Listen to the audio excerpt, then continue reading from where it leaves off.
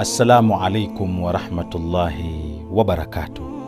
Kutoka kwa Abul Hasan Musa alayhi salam, anasema ya kwamba la tamtashit min qiyamin fa innahu yurithu dha'af fil qalb wamtashit wa anta jalis fa innahu yuqawwi alqalb wa yamkhukhu aljild.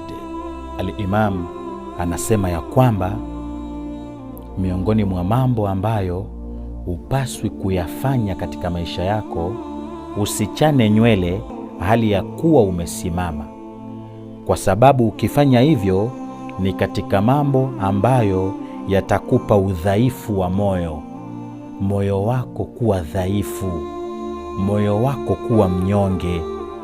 Lakini anatuambia ya kwamba pindi utakapochana nywele, chana nywele hali ya kuwa umekaa, kwa sababu ukifanya hivyo yuqawil qalb, inakufanya wewe moyo wako kuwa strong, moyo wako kuwa na uvumilivu, moyo wako kuwa na utulivu.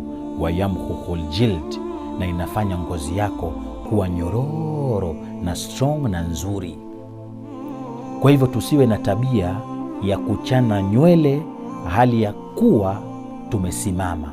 Uislamu unatufunza tuchane nywele hali ya kuwa tumekaa. Tukifanya hivyo, mioyo yetu itakuwa strong katika uvumilivu kwa mambo yote katika maisha yetu. Mioyo inakuwa vizuri kabisa. Lakini si hivyo tu, ngozi zetu zinakuwa nzuri, nyororo, zenye kupendeza kama hii ngozi yangu. Walhamdulillahi rabbil alamin.